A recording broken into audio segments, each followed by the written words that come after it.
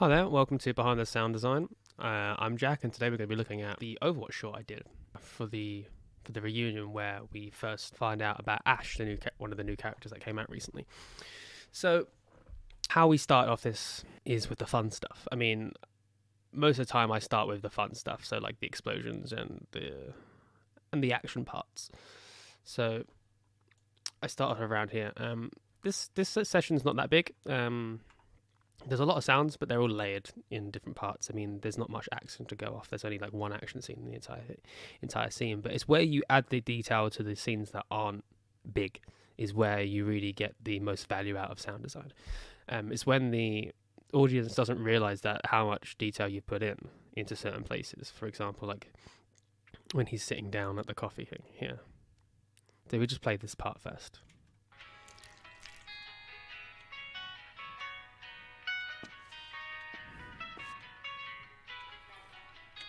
Not very exciting things, but without it, it just doesn't have the same impact.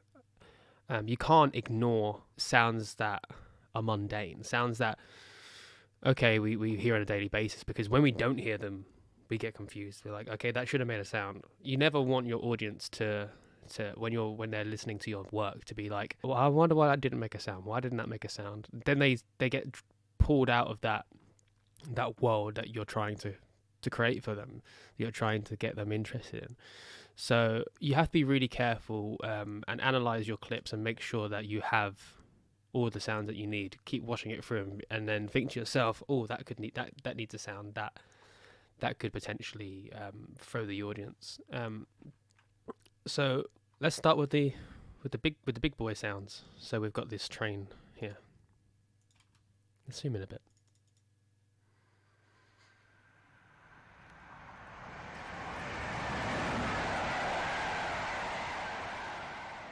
That sounds great, but then we need to add some more detail. So I went with this American-styled train horn.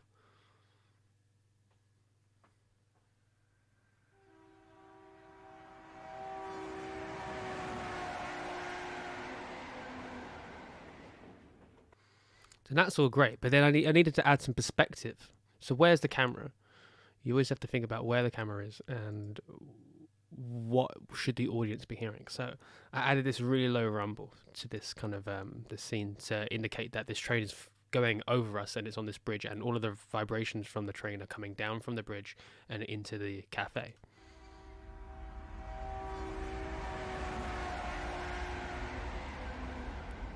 Just with a simple low rumble kind of sound effect.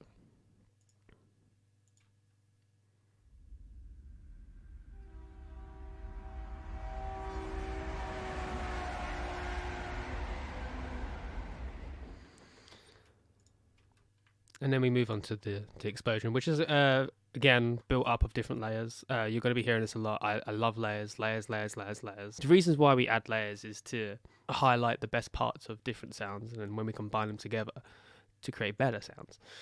It's like putting two snares together to make like the best part of one snare, and you combine it with the best part of another snare, so you get the perfect idea of what timbre you want to go for. It's basically like that.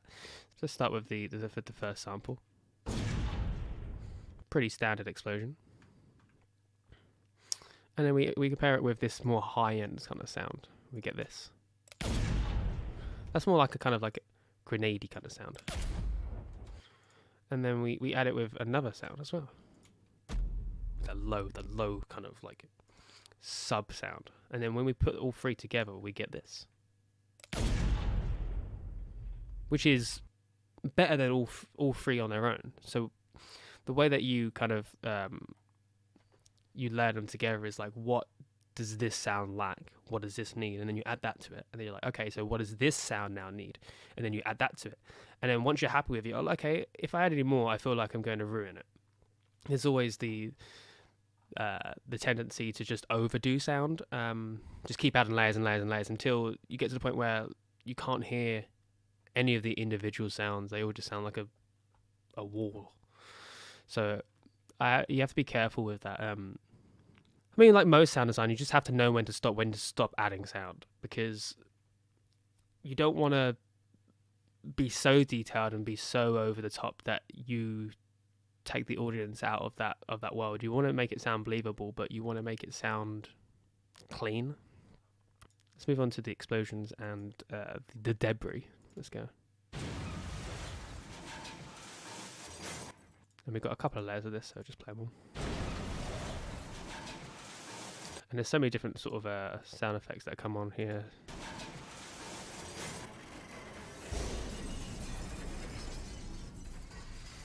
And okay, I need to add this. I need to add big like hits. So then we start adding some of those. And you're like, okay, still needs more, still needs more.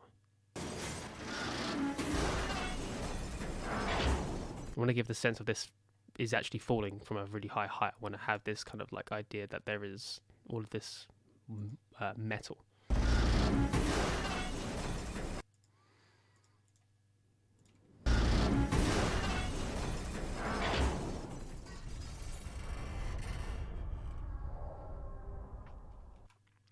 So then just by building up this scene sound by sound, I usually put a sound in, sync it up, and I'm like, okay, cool, and then I put in another sound, and another sound, and work my way through that. So like individually go through the frames and okay, first I'll do the debris, and then I'll do all the impacts when the train hits the ground, and then I'll do all of the creaks. And with those, you have to sort of look at it and go, okay, where would they sound? Because obviously you can't see metal creaking on the screen, so you just have to kind of judge where you think they should go.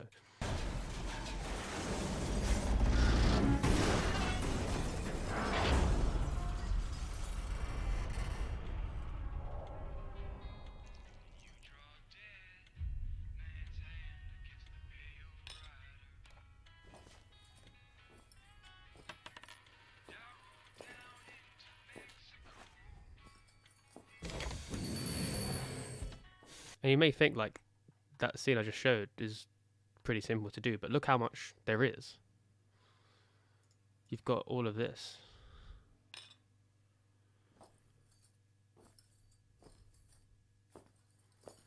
I don't own a pair of cowboy boots, so I had to find a sample of it and then edit it to his footsteps. Everything you see needs a sound. So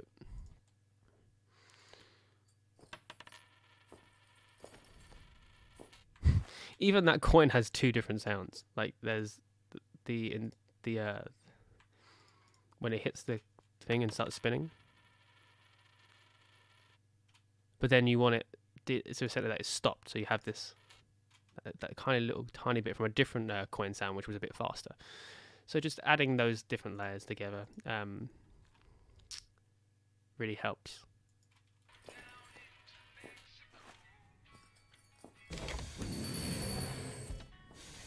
So if you even look at this, so like I've got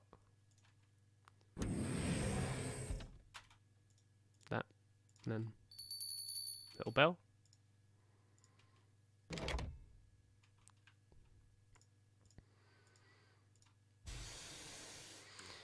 I was thinking, what does this sound not have? It doesn't have the kind of hydraulic system that I would assume that this door would have. So I add this. Okay, I need something more slidey. Okay, I need to add that bell.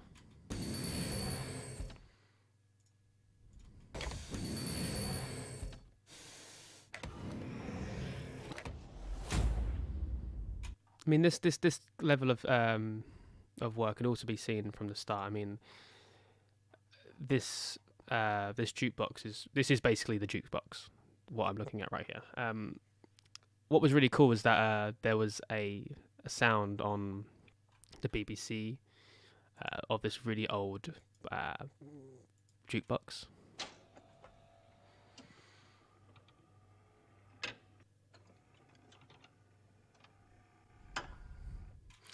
And this was the last sound that I added. So what I originally had was kind of all of this.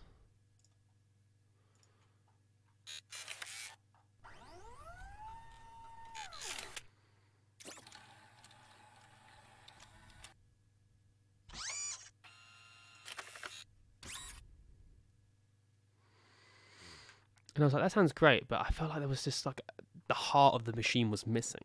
There was something like that I needed to add. So luckily I found this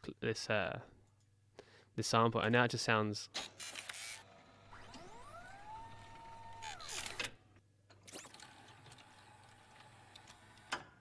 It just sounds so much more organic and more realistic. I mean, all of those sounds are very sort of sharp and kind of new and fresh, but you kind of needed to add that old timbre to it to get it to sound how you really wanted it, how I really wanted it to sound. And there's just little things like that that highlight this clip, and I think it's what makes it good. Yeah, no, I really enjoyed this to do this clip, and if you guys have any questions about it, or you want to know how I did something or why I did something, just leave a comment below and I'll get back to you. There's going to be more videos like this. There's going to be one about the Mass Effect clip that I did, and then following that there'll probably be some others. But if you enjoyed it, leave a like and let me know, so I'll keep making these, and I hope to see you in the next one. Thanks. Bye.